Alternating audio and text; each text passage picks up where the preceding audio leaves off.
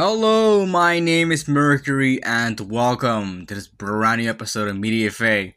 Today, I'll be discussing two things: the Xbox Partner Preview that premiered on October 17th, and the Monster Hunter Wild Showcase that premiered on October 23rd. That was part of Paris Games Week, and I had a bunch of other stuff there that I didn't want to talk about. I had no interest in it. There was like a Guilty Gear one. There's also a Fallout one. I just didn't really have much interest in doing those. So yeah, no, I'm not. So I'm only covering Wilds. I've been covering everything Wilds related since not since the announcement, but since like the last of the trailer. But yeah, we will be going over both. I don't know how long this episode will be, but I don't know. I'll probably talk about Wilds a lot because it's at the end and I can afford to talk about it a lot, especially since I don't really have a lot of stuff to do in this episode. So yeah. Anyways, let's just get straight into it. Starting off with the Xbox Partner Preview. And the first announcement is Alan Wake 2: The Lake House DLC. Cool. I guess like the thing is like I've played a little bit of the first Alan Wake and I do like it, and I do like that what they're going for here with like different people experiencing different things, like what Alan Wake was experiencing. I don't know what that is. I haven't played the game all that much, the first game at least, and I've not even touched the second game yet.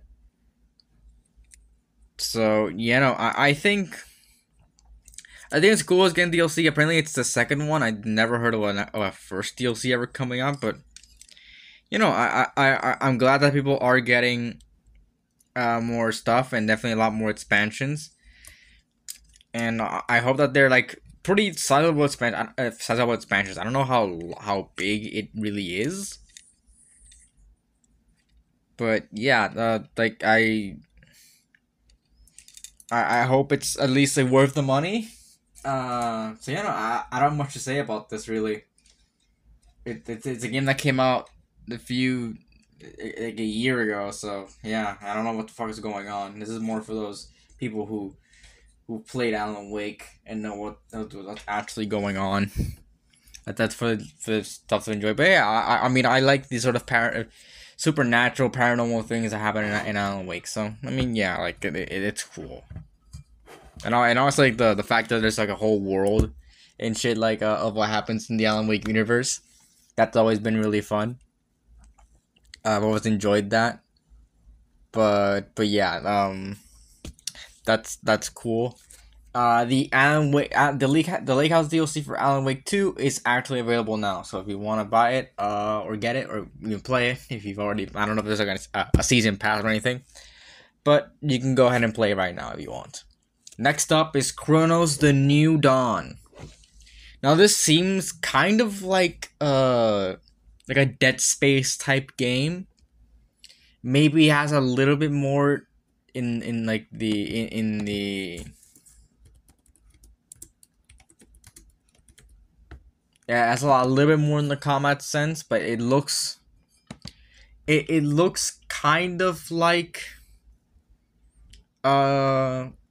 a Dead Space, a game that is inspired by Dead Space. It has a lot of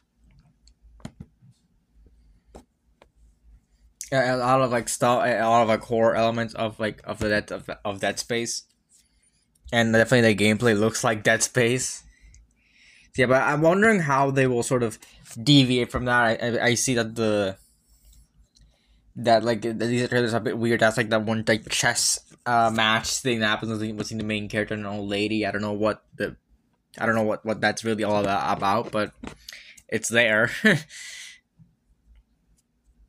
So I think it's cool, but yeah, I haven't played Dead Space. I do have the Dead Space remake on PS Plus, so I will be playing that at some point. It's a game I actually do want to play. And if I do play it, I will review it. But, I think Chronos looks cool.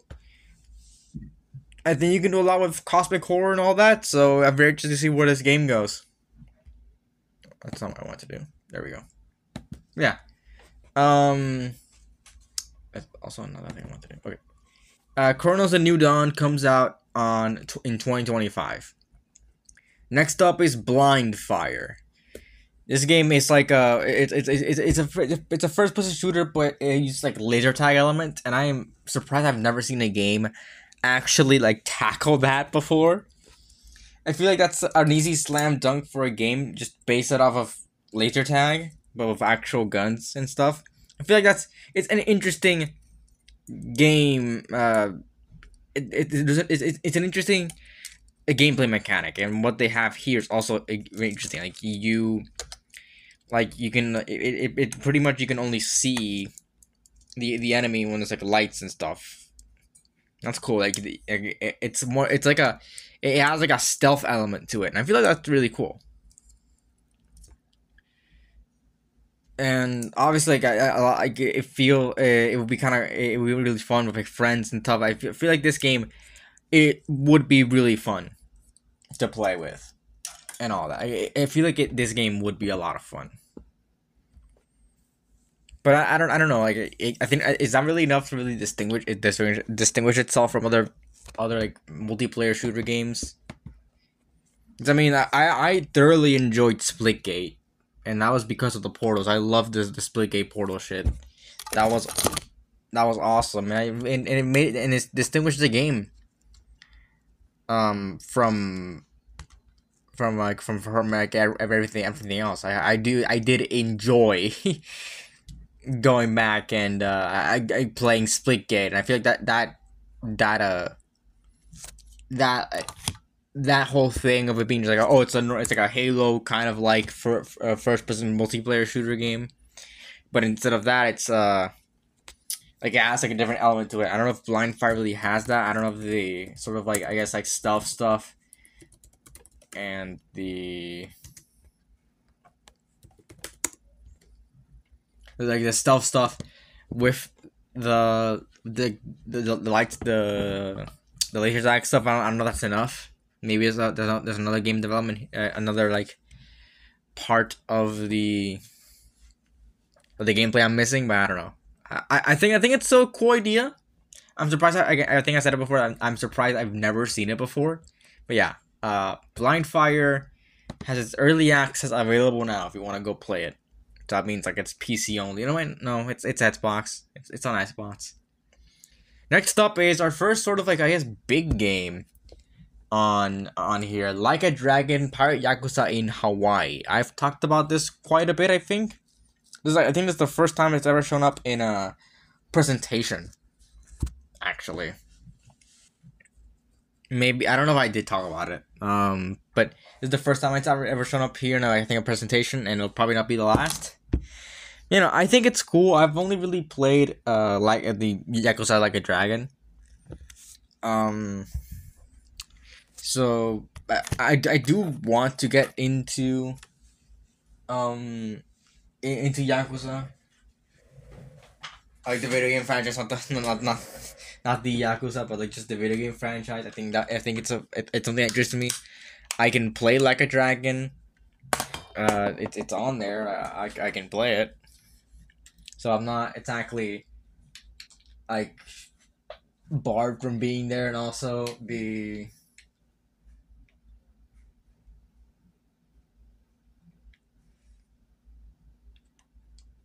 and also like the what do you call it?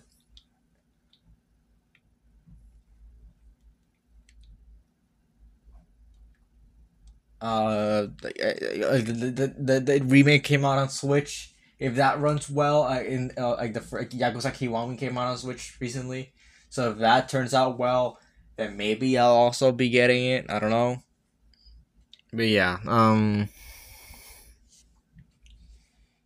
it's cool. I think it's cool. And I like what is this is I think I said it before, but this is a very goofy game. This is it has a lot of stuff here, and I think it's cool. I think it's a cool concept. We got like the ship's mechanic and like the I think it's what's it called, like Mad Atlantis or some shit, where it's like a bunch of like different pirates coming in there, and like Goro Majima, or his name, I forgot his name. thinks that. But yeah, Goro, like not knowing who he is, I think it's very interesting.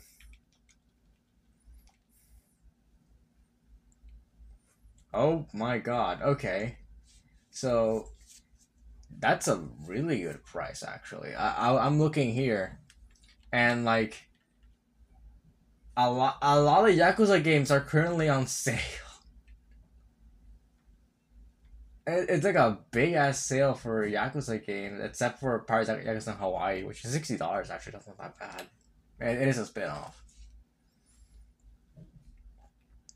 I wonder if the, I wonder if it's like a bundle I can get. Is all of them? No, I can't.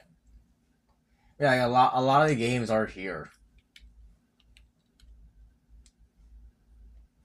I think. So I mean, I might get it. I might get some of these games, but I don't know. Depends.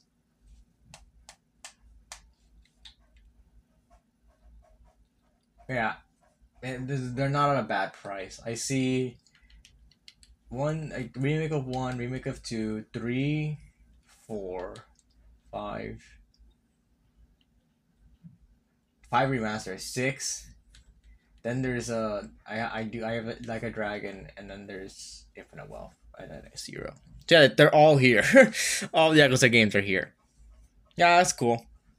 Yeah, talking about like Pirate Yakuza in Hawaii, I think it's a cool concept. I do enjoy it, but you know, I want to get into Yakuza, into the Yakuza franchise at some point. I'll be reviewing the series soon. And soon I mean fucking like I don't know, few months from now, I'll be reviewing the series. So that'll be fun. But yeah, Paradise in Hawaii is coming out on February 21st, 2025. It got pushed forward a week, and that's because of a little game that we'll be talking about very soon. Depends on how fast I go. But yeah, moving on to Mouse PI for Hire. So this is a game I think I think we mentioned quite a bit ago. Maybe I think it might have shown up once or twice. Maybe I think I saw it at Gamescom or like Summer Games Fest. Like it was at a big presentation. It was at a big presentation. Okay. So yeah, and it's like a boomer shooter. It's a boomer shooter stylized with like I guess kind of like Disney stuff and like 1930s, I think 40s animation, and that is a really creative choice, really creative, and I do really enjoy that. I think that's really cool. But yeah, yeah, no, I think it's really cool. I like boomer shooters a lot. And I like that they're having this like they took a spin on this, and I like that like the destruction of the enemies like after you know kill them.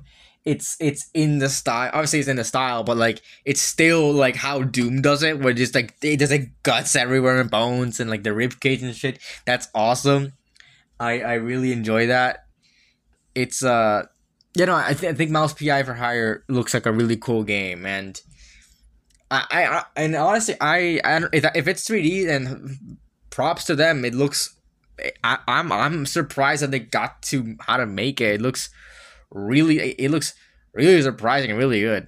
Like I thoroughly enjoy this. Like I thoroughly enjoyed you know watching this trailer. I think it's had a lot of charm. It has a lot of like cool stuff here. Just yeah, no, it's overall neat game. So yeah, Mouse PI for Hire is coming out on in 2025. Next up is a game that I don't know if you know we mentioned this before, way back when. A video game franchise that I enjoy, and I think a lot of people know about. And I think people are gonna be very excited to know this. Subnautica 2. So I like Subnautica. I love Subnautica. I think it's a really cool game. I think the world is interesting. I think that like I think the gameplay is like it's really good, and the atmosphere that the game has is also really good. I think that Subnautica is a really good game, or a great game. I haven't finished it yet. I do own both Subnautica and Subnautica Below Zero. If I do finish them, you might see an episode coming out at some point. But yeah, I've been following Subnautica for a long, long time. Just an absolutely long time, and I've loved it. I remember when like the game didn't look as good as it like does now. You know, the first game, then like when Below Zero we started to see some Below Zero stuff, and it had a completely different storyline that got changed for like the actual storyline that we got in the end. But yeah, no, I think that I think that that the first one is a great game. I haven't finished the Below Zero is a smaller game in comparison, but I don't know. I can't form my opinion on it just yet. I haven't finished it. But I've played a lot more Subnautica, the first Subnautica game, and I do thoroughly enjoy it. And seeing Subnautica 2 come out is great. It's more the same, but it has a lot of new stuff. I don't know if you guys have noticed, but I've also been following Subnautica 2 since it was announced. This is technically the official announcement trailer, but it was announced quite a bit ago, and it was like teased and all that stuff, and we saw it, and it looks amazing. It's the first Subnautica game is built on Unity, which is an engine that is used by a lot of developers. The biggest example I can probably give is, well, Subnautica is one of them, and I just mentioned that, and the fact that Ilka made Pokemon Brilliant Diamond Shining Pearl on Unity. They didn't use they didn't use the engine. It was Unity. They didn't use the usual engine that that is used for that is used for Pokemon games, and that is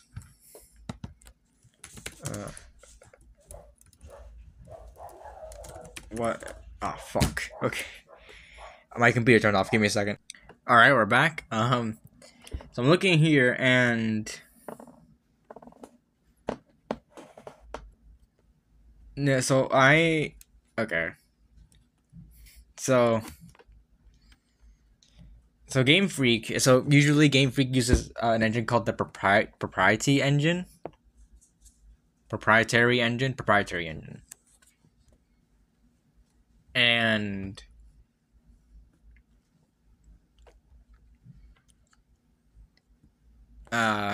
that's usually what they use. That's what they use for Scarlet and Violet. I don't know if that's what they used for I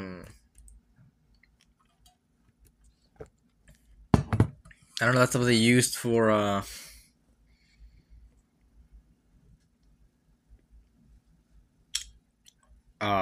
fucking what do you call it? Like for any other game, like for any game before that. So yeah, no, I so yeah, it's just the biggest one I can really think of that they use Unity. There's a lot of other games that use Unity, but yeah, Subnautica 2 uses the Unreal Engine 5, which is obviously the most up to date version of Unreal Engine, and it looks amazing. It's on a new planet, and finally, something that I thoroughly enjoy about this announcement is that there's gonna be multiplayer in this game, and that sounds amazing. I know there were mods for multiplayer for Subnautica. That's just everything. Like there are multiplayer mods for Subnautica, and I like those. I never could play them because they were they were they're PC only. So yeah, sadly, I couldn't do that. But now we have Subnautica 2 officially being multiplayer. But the sad thing is that this game seems to be at least for the early access period, will be a timed Xbox console exclusive. I mean, I'm not. I don't know. PlayStation doesn't really do early access all that much, and if they do, it's not for their first party games or like partner games or anything. It's just kind of there. But Subnautica 2, so I don't mind it being there, and obviously I've never played a Subnautica game on early access. But Xbox doing it fine. Like I mean, it's cool that Xbox is getting Subnautica 2. But yeah, it's probably coming to PlayStation at some point. Maybe when it's out of early access, which might be like considering I guess some like Below Zero's development and not less so the first games. I guess more so the first games. I mean, no, I don't know. Subnautica Below Zero took around 2 years. It started. I know we first saw it coming out on early access in January of 2019, and then it came out in May of 2021. So that's 2 years. So maybe I don't know. Maybe if it comes out pretty early on in the year and they have a lot of stuff done for it, maybe it comes out. It's been 3 years since Below Zero, which is around the same time that between Subnautica and Below Zero, like the first Subnautica game and Below Zero. But I don't know. I think that it's definitely possible that we could get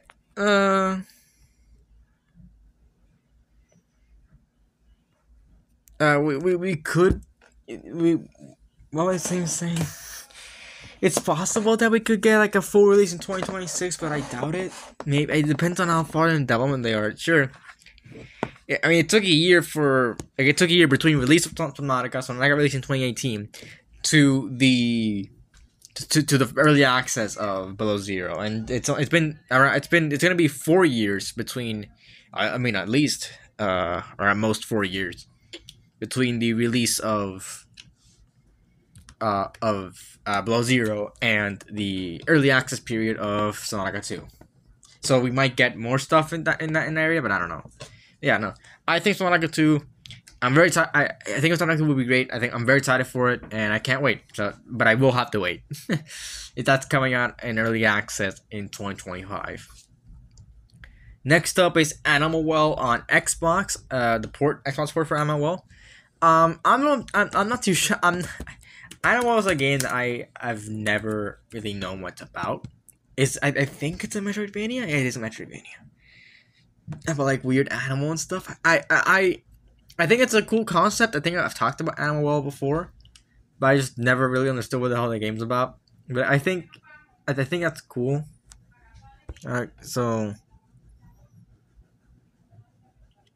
yeah. I like Metroidvanias. I do, and honestly, ones that said to play around with the settings and aesthetics are great. But I think it's cool, and it's cool it's coming to Xbox, but I don't know what this is about. Oh wait, so this is made by Video Game Donkey.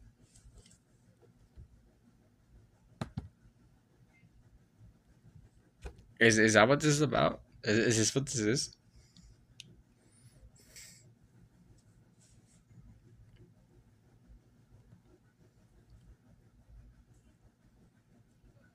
Yeah. It's a part of Big Mode for publishing. A partner from my YouTuber. Yeah, I mean, Video Game Donkey. Huh. That's interesting. That's cool that he did that.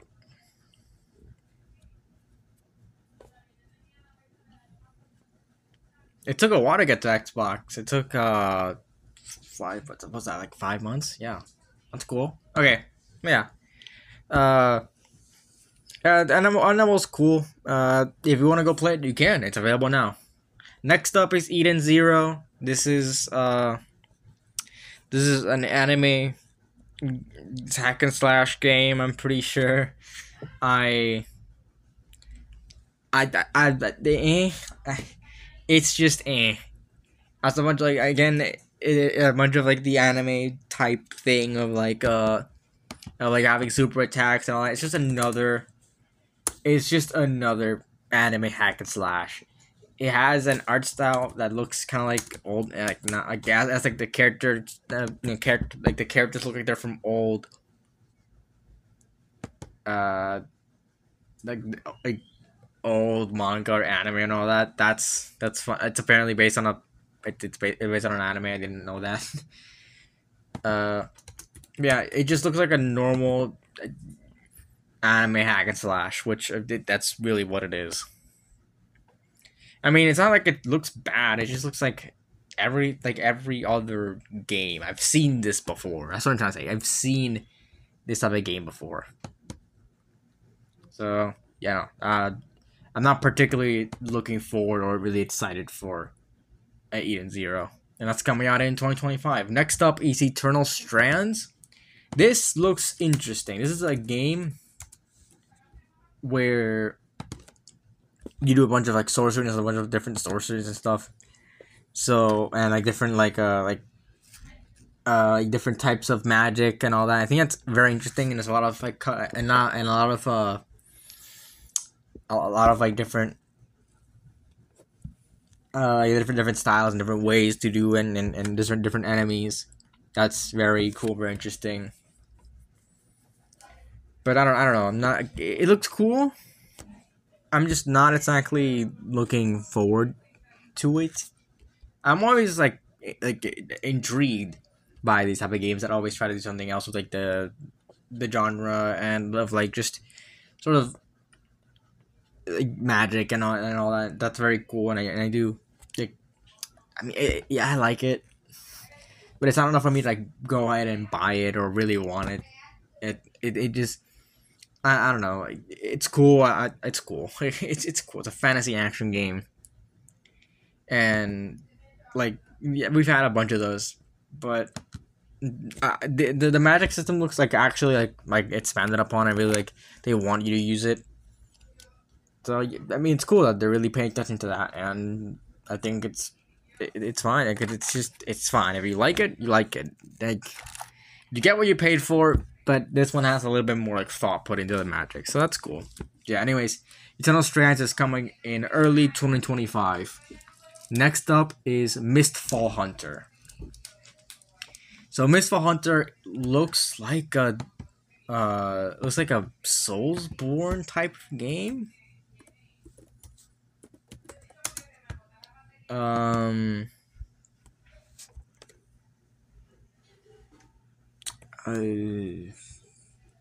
And has like a bunch of stuff. It's a bunch of like weird creatures here and there. It looks like a Soulsborne game, and that's not bad.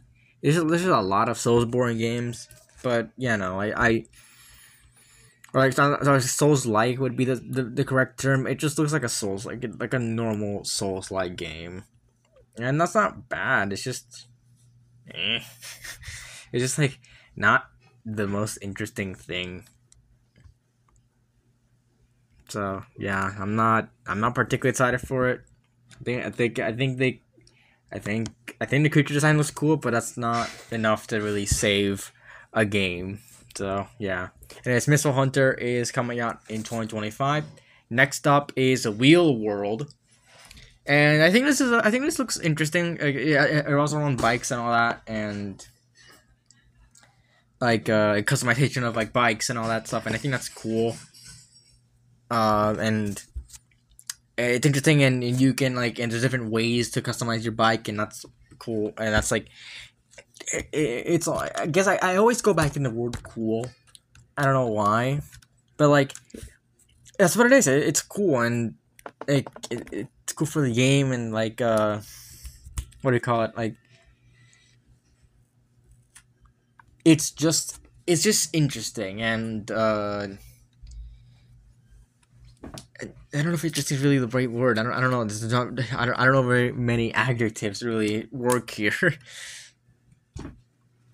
Like it works and it's in depth, and I like it. Like it's creative. There you go. It's creative, and it's not just like, oh, customize your bike, and it's like different colors of bikes or different wheels. It's like you can create something very different. That's always been like that's always like appreciated. So yeah, I mean that's cool. It's cool. Like that's all I gotta say. It's cool. So yeah,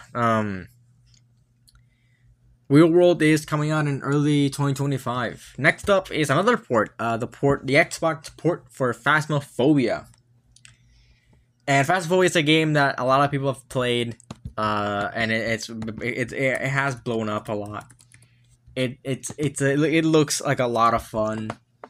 I would have loved to have this a little earlier than than what I actually like when we actually got the game on console. I don't have a PC to actually run games.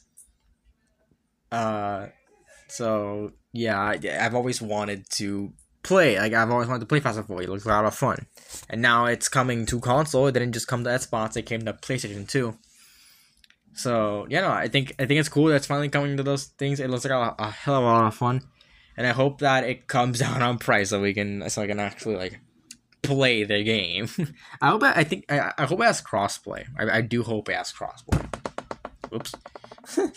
I hope it has crossplay, mainly because it, like that would like fully like you wouldn't lock out anyone playing with anything, and that's always been kind of cool.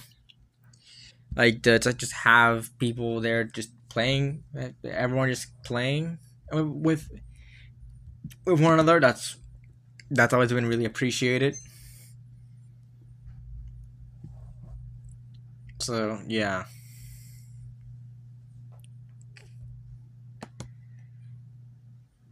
I just hope that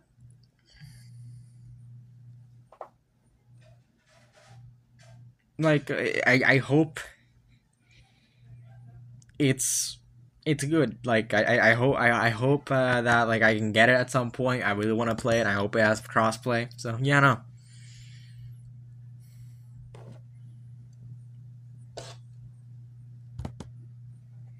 Yeah. Anyway, that Phasmophobia is available now on Xbox. When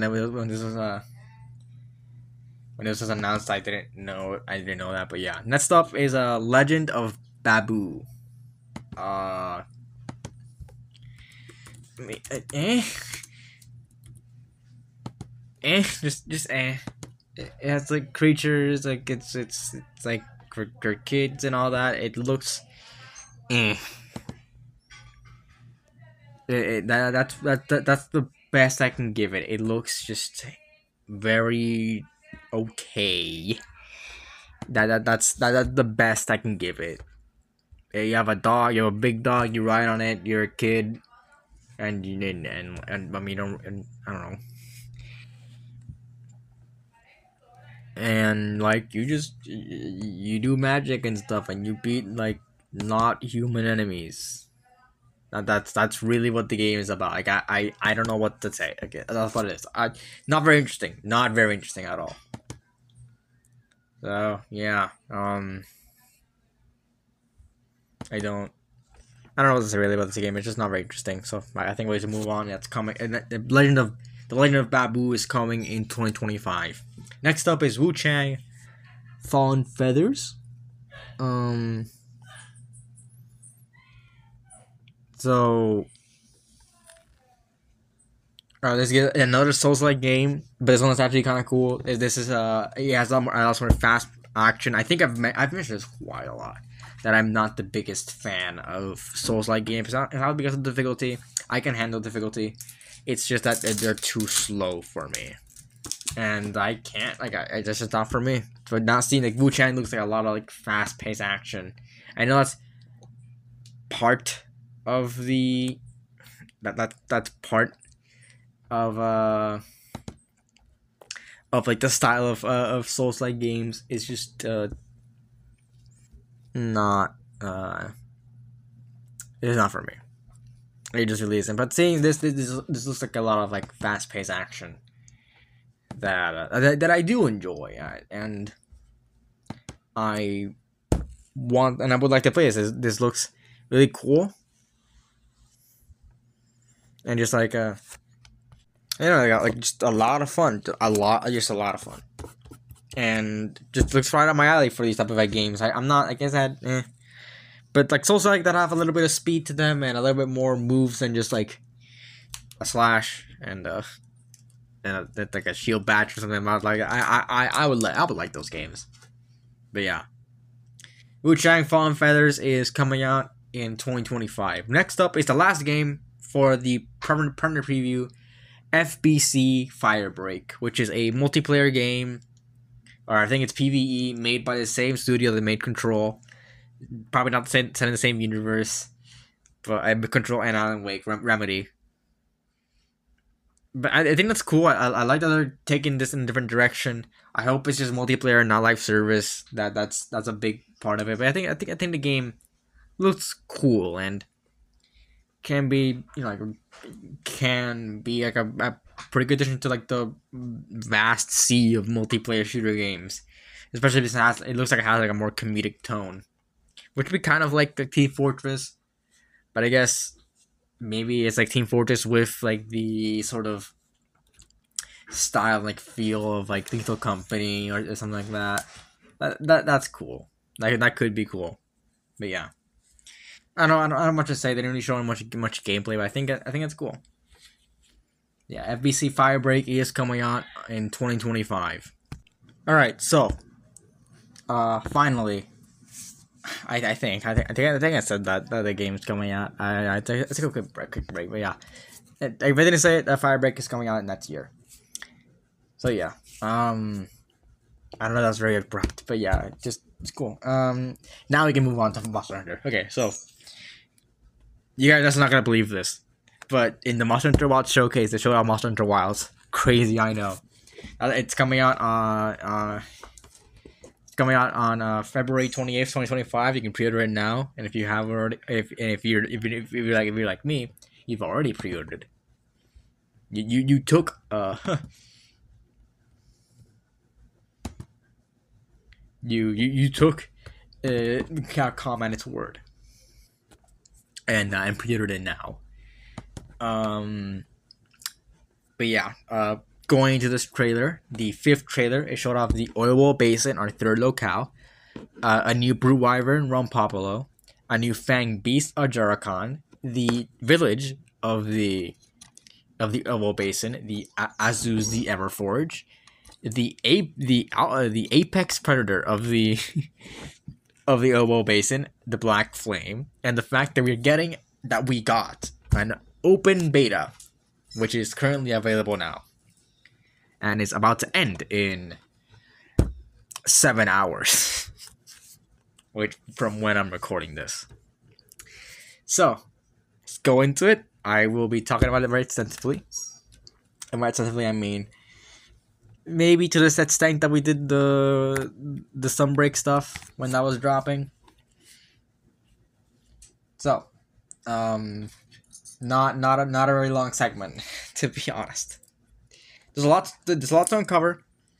First of all, I want to mention the fact that we actually have a presentation, like they're doing presentations like this. I didn't think we'd get one until after the game came out, for like title updates and all that.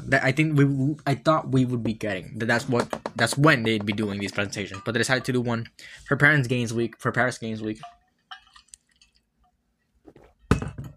and they decided to show off the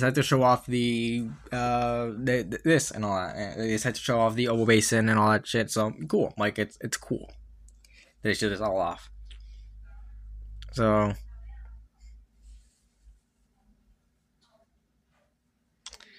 what is really to say? Let's go over it in order. Oval Basin. I like that the map. We got our volcano map, kind of. It's not a volcano.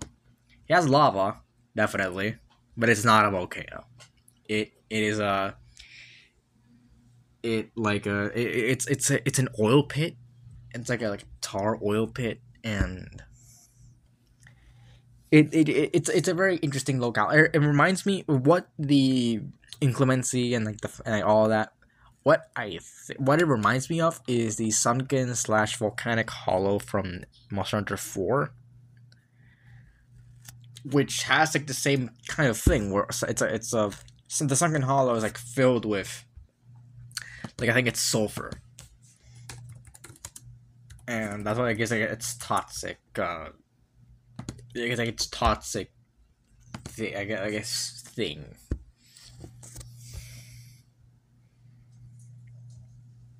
And it's not like it's not very habitable for other monsters and all that. And then it becomes the volcanic hollow as soon as you beat, like, after you meet Narcilla and you come back there, story wise, it becomes the volcanic hollow because it's connected to a dormant volcano.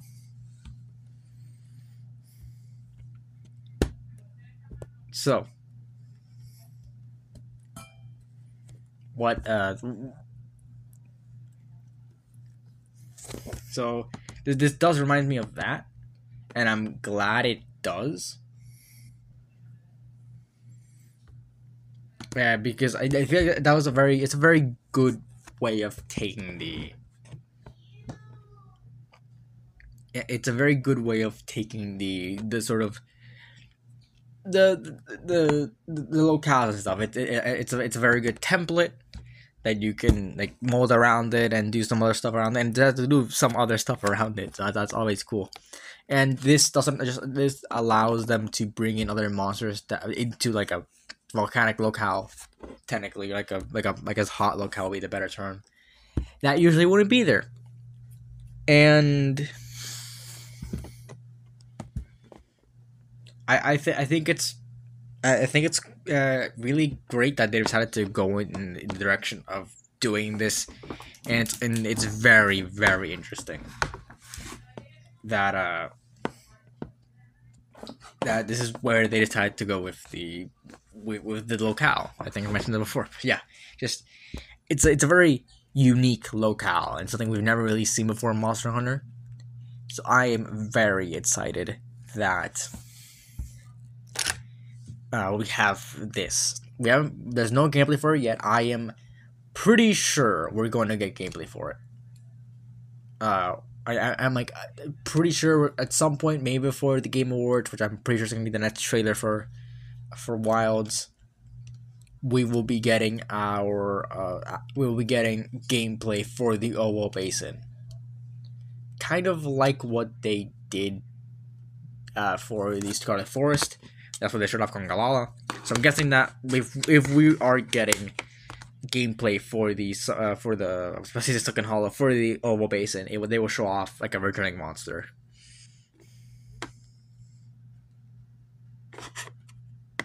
Which I'm interested to see which ones they're bringing back. If this is anything like the Sunken Hollow and they're taking like inspiration from that, I think that it's very possible they could bring in Narcilla. A lot of people are saying, "Oh, the locale is very open." We haven't seen the full locale yet, so I'm guessing that there might be some areas that are a bit more,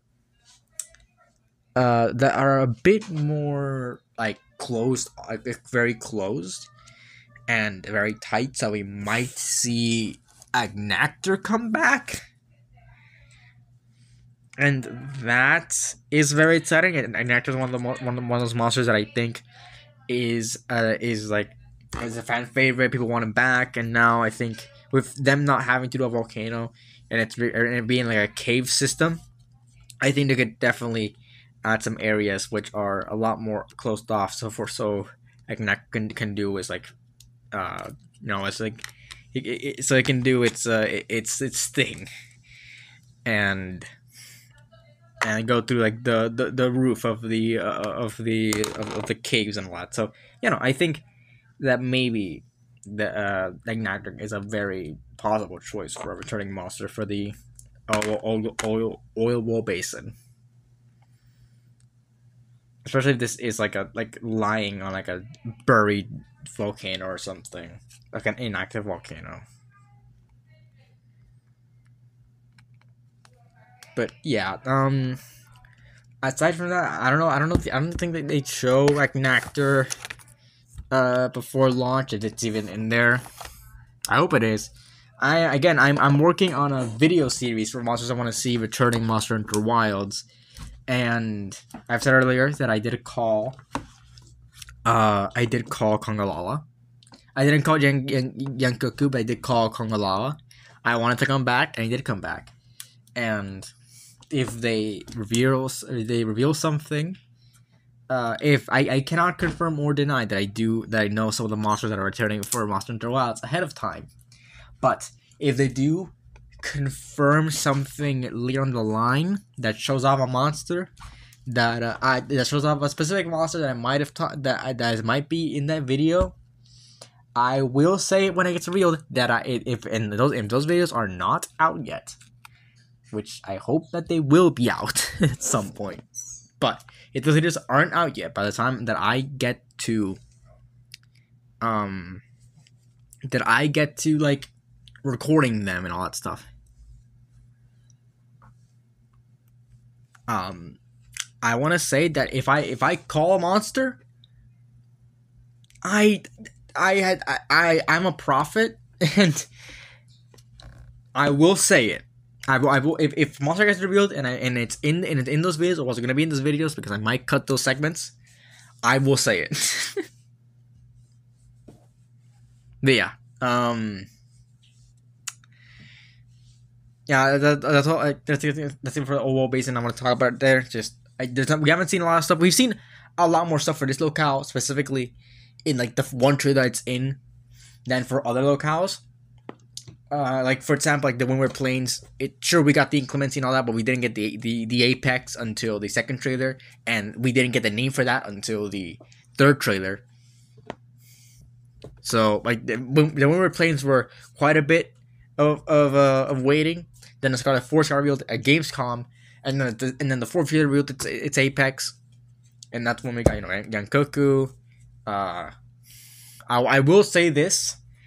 Because it's so obvious, at New York Comic Con, they showed off a little panel, and they showed off that Rathian is gonna be in the Scarlet Forest. So yeah, it's not. I don't think it's a really big of a spoiler because it's fucking Rathian. She's always in the games. So yeah.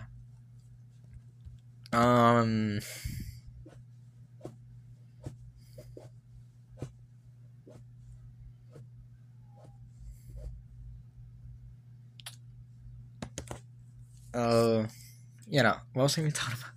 Like, yeah, and Duna was shown off in the fourth trailer, and then here, fifth trailer, we got everything, kind of. I'll get into Black Flame later, but we got mostly everything. We got the fallow, we got the inclemency, we got the plenty for the Yowo Basin. We got the village, we got the apex, and we got two monsters, which is two new monsters aside from the apex, which is a lot more than the Scarlet Forest has gotten. Sure, Scarlet Forest has currently 5 monsters, technically 6, because Doshaguma's in there, we know Yankoku's in there, we know Kongala's in there, Lalabarina and Ufduna are all in there, and Rathian. I think I mentioned Rathian. We know 6 monsters that are currently in the Scarlet Forest, but aside from that, we have no idea. For the Windward Plains, we know of Raidao, Kametries, Toshaguma, I said Raidao, Kametries, Toshaguma, Chadakabra, Balahara.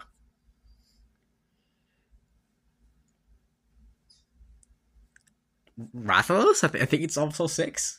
Yeah, no, it's 6 as well. Yeah. And that's really all we know. And then obviously the three that are in the Oval Basin. So yeah, we got quite a bit. There's probably some returning monsters that we have not seen for the Oval Basin. Like I said earlier, I will not confirm or deny that I know stuff. But if I called it, I will say it. I will say that, yeah, I said this and I knew this was coming. But yeah, I could see a lot. Going in there, I think I can see a lot of the monsters from the Sunken Hollow be in the and the Volcanic Hollow be in the Oval Basin. Yeah, like Gravios, Tetsukabra, Nursilla, Gypseros. Yeah, I see a lot of those coming back. So yeah, moving after into the monsters, Rumpopolo is our second brute wyvern and is the monster that was shown off with the hammer. This is definitely that monster. It looks like this equipment is based kind of like on like surgical equipment, except for the hammer. The hammer, I mean, it could be like those hammers that like are like hit you in the knee or something. But we know that the lance looks like a syringe, and the armor is like plague doctor esque or like nurse esque, like paramedics and all that. That's cool. Rumpopolo is a very interesting brute wyvern because it looks like a bird. My presumption is that it's like, I don't know the phylogeny of it all of Monster Hunter, but if the brute wyverns are at any point related to the bird wyverns, then I think no, it's not it. That's fanged wyvern.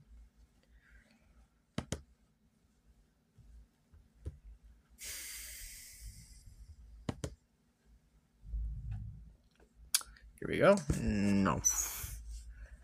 Okay, looks like I am completely wrong. They are not. They are very much not related.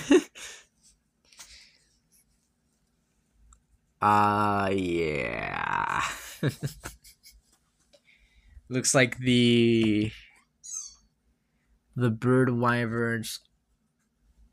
Looks like the bird wyverns and the brute wyverns are really related. But like the only way I can really see this even happening is like how a brute wyvern, which is usually like a T-Rex type of thing, like a dinosaur type of thing, like a theropod dinosaur, like how it looks like this is because it might have like a convergent evolution, or this one's a basal species, which means that it stemmed off quite early, and it didn't evolve away the beak. But this is a very weird design for a brute wyvern. And I'm very glad that this looks like a weirdo, and I love it. It's poison. We knew it's poison. But yeah, that means that we have only one more monster from the weapon trailers that we have no idea what it is, which is the Switch Axe monster, which is a purple monster that does ice damage. So that might be for the ice locale. It might not be for. It might be for the ice locale. I think we will get an ice locale. So yeah. Next up is Ajaracon. This, I gotta say, Ajaracon might be, like, excluding fights, which I will get to the beta when we get to it, because I've played it a lot. But, like, aside from, like, just generally design, Ajaracon might be my least favorite monster of it. The thing is, it looks like a Wild Hearts monster, and I think not to bash Wild Hearts, but I think Wild Hearts is a very uninspired. It's just, here's an animal with an element slapped on it, like lava back. It's just a gorilla with lava on it. That's really everything that monster is. And Ajaracon feels like a better realized version of that, but it's still very over designed. There's like a fire pattern on it. Not a fire pattern. There's like a blazing fire on its back. And all that. And that's like fine and all, but I don't know. It looks like over designed. I like that it's a fanged beast that resembles a fanged wyvern, kind of like Convergent Evolution in a way, where it evolved kind of like that scaly skin, probably protect itself from heat because it lights itself on fire. So there's that. You know. Like that it's a very interesting fanged beast. I just don't really like it. I like what they were going for here, but I think that if they toned down the spikes, I feel like it could have been a much better design. But they didn't turn down the spikes, and I think it looks maybe the worst design. Like my least favorite, the worst. It's still good. Like it's still good design, but I think it's over designed. Yeah, I don't really like it a lot much. It's just another fire monster. It's a fire monkey. I think it's our first fire monkey in mainland because Volajang is a thing. That's from Frontier. So yeah. Just moving on from there. Next up is the village Azuz. It's interesting. It seems like this village the inclemency of the Oval Basin is the fire spring. It seems like this village is trying to like start the fire spring early, and that might awaken the black flame. But yeah, very interesting. I like that the locale and the village is like like blacksmiths, and the locale is like littered in like these like ruins of like an industrial plant. And it's like a bunch of like machinery and all that. I think that's very cool. You can use it against the monsters, and that might be like part of like the Azuz's ancestors. That's all. That's all very cool. Like I like what they were going for here. I think it's a very again it's a very interesting way to take the village aspect of having like a village in this like very in this like very harsh environment. It's literally kind of like Hearth. Is it Hearth? I think it's Hearth in 4, where it's like these village. It's the village of Trovarians. Uh, and like they're just like they're pretty much like dwarves like hammering away, like they're all blacksmiths and they live in this volcano and all that. That's very cool. But yeah. Next up, actually talking about Black Flame. This is a very, very interesting monster. This is a cephalopod monster, like an octopus. We don't know, like we don't know what the actual classification is known as of yet. We don't know much about this monster at all, other than that's a fire oil squid, not squid, like octopus. It's very cool. I would love to see how this guy fights, because number one, it's gonna be very hard to animate an octopus rig. Let me tell you that. To go on ground, that's like clipping nightmare. But I would love to see how they even like go ahead and do how they do the fight. It looks amazing. I love that it has like the blue eyes to really like pop, and just the black flame looks like a lot of fun to fight. A very interesting monster. I would love to see there's more monsters in the same classification as it. If it's not another dragon or something like that, I don't think it will be. It looks like a proper squid, like a proper cephalopod. Sorry, a proper cephalopod. So I don't think it will be another dragon. But it seems like it will be one of those extinct species monsters. It has like the same name convention as Arkveld with the white wraith stuff. So that might be a white wraith scenario. Like it might be like, oh, it's known as a white wraith. Like it was thought to be extinct, but it's actually the apex predator of that. I've seen a lot of like fan theories about that. So that could be very cool. But yeah, very interesting, very interesting. I would love to see how this goes, and I hope that they do a lot more stuff with the rig. Yeah. How was about to mention something, but that would be spoilers. Okay. So that's Black Flame. Again, the most interesting monster to come out of here. And as also I mentioned, that Oval Basin has sparked a lot of fan theories and fan hopes that Gogmazios comes back. So that could be very cool. I would love to see Gogmazios. I have not fought Gogmazios yet. I don't have 4 Ultimate, so I would love to have a chance to fight Gogmazios, especially in HD. So yeah. Next up is the beta. So I played the beta a lot. Yeah, like obviously. I've played the beta, this might be embarrassing to say, but 43 hours. I had the PlayStation version, which gave me an extra 3 days to play it. So I have been playing it pretty much all week, and it's ending today at 9. And it's been a lot of fun. Again, like 43 hours for out of one map, and 4 monsters. That's a lot of time, and I feel like the real game will be a lot, like will be sunk literally like thousands of hours out of me, because it's so much fun. I love the combat here. I don't think I can go back to the older games like World or Rise. It is a game changer. The monsters here, okay. I'm gonna go from least favorite to most favorite. That's like my favorite monster in the entire beta. But okay, first let's talk about the Windward Plains. I feel like the map is smaller than I expected.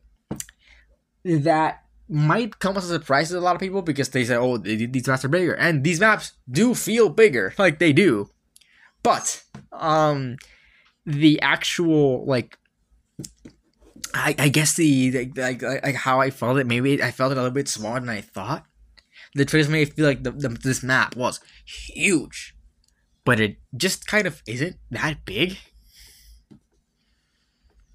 Like to the extent that I thought. Maybe it's because like there's not a lot of open areas. Maybe because like the plains are a lot like just there's like the sort of like enclosed spaces and there's a bunch of like going up, going up to like other like places and all that. I think that might be it. It's still very big, but it's not as big as I thought it would be. Maybe it's because we're on the sacred and it doesn't take us quite a lot of time. Maybe it's like that. Maybe it's like world felt bigger because it was slower. But I don't know. Like it didn't feel as big as I thought it would. I thought it would feel. Going to the monsters, my least favorite is currently Doshiguma. It is kind of annoying to fight. It just does a lot of big hits, which I don't know. It follows it up really weirdly. I'm not the biggest fan of the Shiguma fight. It's still just an okay monster. It's not a bad fight. You can definitely make it enjoyable, but it's not a fight that I really enjoy. And I've had to go out of my way to fight Doshiguma. Obviously, it's one of the only 4 monsters that are in this beta, but it's not exactly the best monster. So. Yeah, like it's probably gonna be better. I'm not gonna unlike like for example, unlike when I do for Rise and Sunbreak where I went in there and I ranked the monsters. I'm not gonna rank them based on the beta. Obviously, the beta is stacked against our favor. It makes us it wants us to go ahead and fight others, like fight other fight him like. It's obviously not what the game is going to be like, and there's a lot of factors here that are going against our favor. For example, we're using probably nerfed gear, nerfed armor. We are nerfed to hell with the weapons. I'm surprised we have managed to kill. I've managed to kill as many raid outs as I have because we are working with the base weapons that they give us. So yeah, that's not how the game's gonna work. I am not gonna base. I'm gonna rank them as how I think they are now, but I'm not gonna rank them based on this is the final product. The game is 3 months away. Come on, the game is 3 months away. It is not gonna launch like this with these monsters and all that. So, my ranking of the monsters goes in the order. I guess Doshaguma is my least favorite out of the bunch. It's still just an okay monster. It's my least favorite. The first 3 are all okay. To put this into perspective, the first 3 that I'm going to mention are C tier. They are okay. Balahara, okay, I'll get into Balahara later, but Balahara is like the best one out of the bunch of the C tiers. But they are not. I wouldn't consider them good fights. There's okay fights. I know they're early game. That's why they're there. They're early game. And most of the fights are just okay. I'm not. Like some things are interesting there, but I don't know. I'm very harsh with my opinions. Yozoguma is the least out of the bunch. Shadakara. Give me a second. Shadakara is a little bit, just a little bit more stuff. It's a punching bag. It's a fucking punching bag. Like, what is it to say? It's a punching bag. It doesn't do. You can easily. Some guys that I was in a server and I did play the game with some people, and we beat the shit out of two Chadakaras at the same time. He's not a hard monster to beat. So yeah, Chadakara is fine. I like the stuff he does, but he's just a punching bag. Like he's just an okay monster to fight. Balahara is the best one of the bunch. There's a little bit more interesting stuff here and there. Has a lot of interesting moves, but it's still just like an early game Leviathan, kind of like Royal Ludrop. Yes, interesting things about it, sure, but it's not gonna catapult into being a good monster that I want to fight. I'm gonna go out of my way to fight. I'm only going out of my way to fight the monsters in the beta because, again, they're the only ones in there. So from C tier, we're gonna jump immediately to S tier.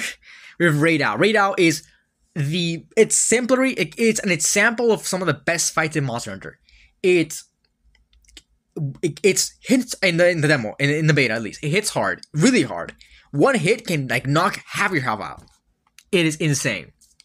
But when you learn it's hard hitting, but it's not like, I wouldn't consider it really bullshit because it's very well telegraphed. Not like, oh, all fights should be well, like a good fight is well telegraphed, but like it at least gives you the option to dodge. And once you learn the fight, it is so much fun, but it keeps you on your toes. It's not like you're going in there and beating the hell out of Raid Out. If you fuck up, you fucked up. Like you're not going back from the fight. Like I've died quite a bit of times to Raid Out. It is the best fight in the beta, and I can't wait for it to fight fully in the base game. But yeah, Raid Out is an S, at least for now, for the beta, it's an S tier monster. I really cannot wait to see what else. I can't wait to see it to fight out again. I fought 14 Raid Out. I've killed 14 Raid Out, and it's always been a hell of a ride every single time. It is a really good monster. It is like one of the best fights, I think, that I've had. Is an S tier fight. I love it. So yeah. That's all I'm gonna say about the beta. It's been a lot of fun, and that's kind of like my mini review of it. I would have wanted to do an episode on it, like I did the Sunbreak demo, but I might not do that. I might do that for if there's another demo coming out soon, like for December. I might be able to do that for that sort of like that demo if it comes out at some point. But I don't know if that's actually gonna come out. So yeah. Yeah, this is my mini review of the beta. This episode was gonna come out when the beta wasn't gonna be live anyway, so I would have done this anyways. So yeah, I'm very excited for all stuff. I know I did ramble a lot about Monster Hunter for 30 minutes, so this is not the same length as one of those as the Sunbreak stuff. But yeah, very excited. And like I said earlier, it's coming out February 28th, 2025. You can pre-order it now. This is the game I was talking about when they said that when I said that they got delayed, like the Paradox in Hawaii got pushed forward. Yeah, I'm not kidding. Like the I think the game director said, "Oh, we are pushing it forward to give people time to enjoy our game before the game after, to give peace of mind for the people who want to play the game after it." And that's definitely talking about Wilds, because it was dropping on the same day. So yeah. Anyways, that's really about it. What did you guys think about any of the both presentations? Leave in the comments below. All our socials on the description. I am going to put in my second channel, which you can watch my first Hunter Raid Out. And it's not good quality. It's a 3060p because I downloaded it off of like a third party website. But yeah, that's all we're gonna say. Go check that out if you want to. So yeah, that's about it. See ya.